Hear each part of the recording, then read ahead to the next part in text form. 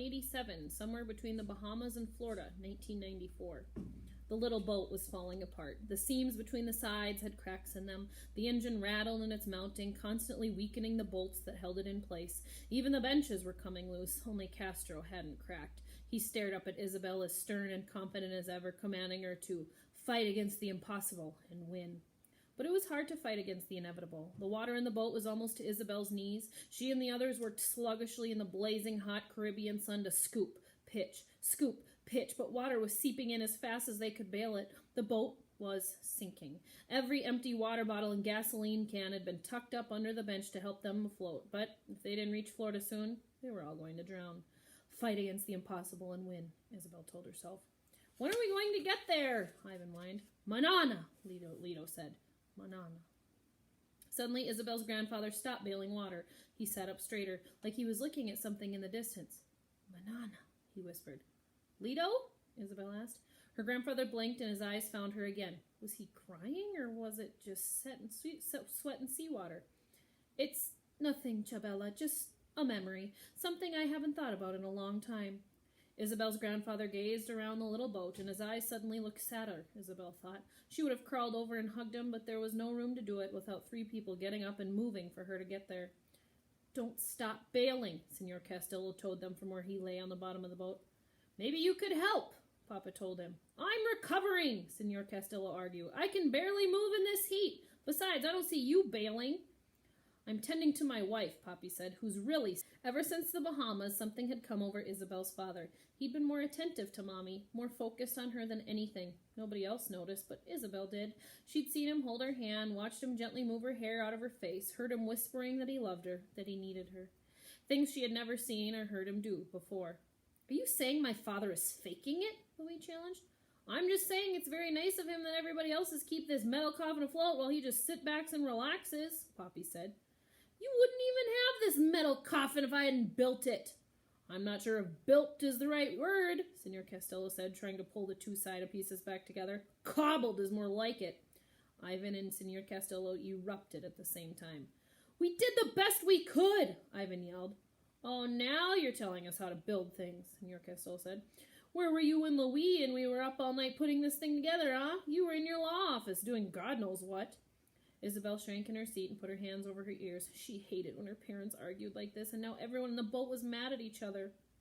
I was helping people, Senor Castillo told her husband. You never appreciated what I do.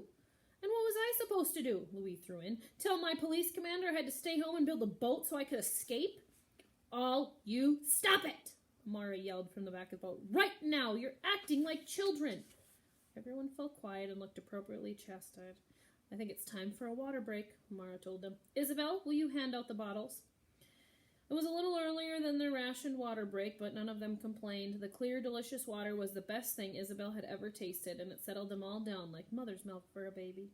We're all hot and we're tired, and yes, we're sinking, Amara said. But if we lose our heads, we're only going to die faster. We can resolve this. She's right, Isabel's father said. I'm sorry. I'm sorry, too, Senor Castillo said. I should be helping. Only if you're up to it, Papi said, and he sounded like he meant it. The boat is falling apart, though, Ivan said. We're taking on too much water. We have too much weight, Senor Castillo said. She was right, but what could they lose? There was just the engine, the fuel, the food, and the water, and the 9 of them. What if 1 or 2 of us slipped out into the water at a time, Papi suggested. They could hang onto the boat. Floating in the water alongside would help take off the weight away. But it would drag on the boat, slow us down, Louis said. But it might help keep the boat afloat longer, Senor Castillo said. I think we should try, Amira said. We'll take the turns in the water. It'll keep us cooler, too. And right now, Isabel thought, cooler heads just might be the most important thing of all. Mahud, somewhere on the Mediterranean Sea, 2015, 11 days from home. Mahud was in and out of sleep, waking every few seconds when the waves washed over him. Minutes, hours passed, and Mahud dreamed that a boat was coming for them. He could hear its motor over the lapping of the waves. Mahud jerked awake. He ran a wet, cold hand down his face, trying to focus, and he heard it again. The sound of a motor. He wasn't dreaming, but where was it? The rain had stopped, but it was still dark. He couldn't see the boat, but he could hear it. Here! He cried. Here! But the sound of the motor still stayed ferociously and nauseating far away. If only whoever was on the boat could see him, Mahood thought. All his life he'd practiced being hidden, unnoticed. Now, at last, when he most needed to be seen, he was truly invisible. Mahood cried in exhaustion and misery. He wanted to do it all over again. He wanted to go back and stand up for the boy in the alley in Aleppo who was getting beaten up for his bread, to scream and yell and wake the citizens of Izmir so they could see him and all the other people sleeping in doorways and parks, to tell Bashar al-Assad and his army to go away. He wanted to stop being invisible and stand up and fight, but now he would never get a chance to do any of that. It was too late. There was no time. The phone!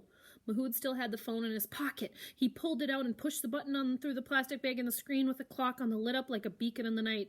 Mahood held it over his head and waved it in the dark, screaming and yelling for help. The motor got louder.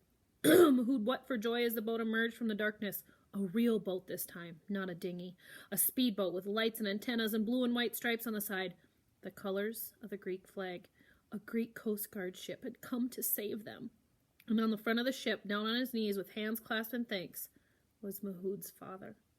Waleed was there too in the back under the foil thermal blanket, and Sood, Mahood, and his mother were out of the water and wrapped in foil blankets too.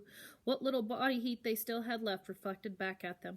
Mahood's mother was too insensible to speak, so Mahood told his father how they had given Hana away rather than see her drown with them.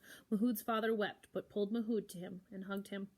Hana's with us, but she's alive. I know it, his father told him, because of you, my son.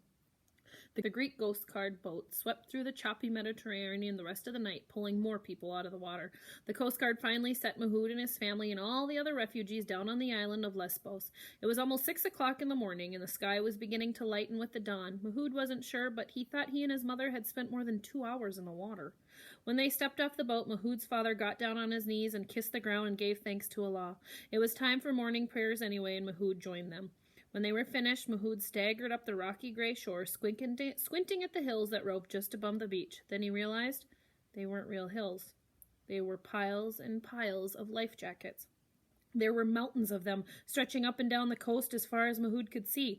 The way Aleppo had its pile of rubber, Lesbos had piles of life jackets, abandoned by the hundreds and thousands of refugees who had come before them, shedding the vests they no longer needed and moving along to the road to somewhere else. There were bodies on the beach, too, people who haven't survived the sea and the night, who hadn't been found by the Coast Guard in time. Men, mostly, but a few women, too, and a child.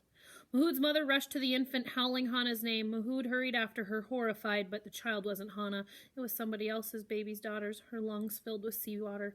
Mahood's mother cried into his shoulder until a Greek man in uniform moved them both away from the body and recorded the infant in a little notebook. Tallying the daily dead, Mahood staggered away, feeling as numb as if he were in the freezing water again. Mahood's mother went to all the other refugees who had landed in the night and were still there, asking each of them if they had seen her little Hana. But none of them had. The boat with Mahood's little sister on it was gone. It had either reached the island and its passengers had already moved on, or, too, had wrecked on the rocks. Mahood's mother fell to her knees on the rocky ground and wept, and Mahood's father held her close and let her cry.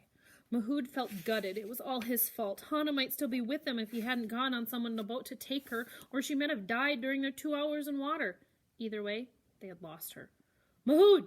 His father said quietly over his sobbing mother. Check the other bodies and see if they have any shoes that will fit us.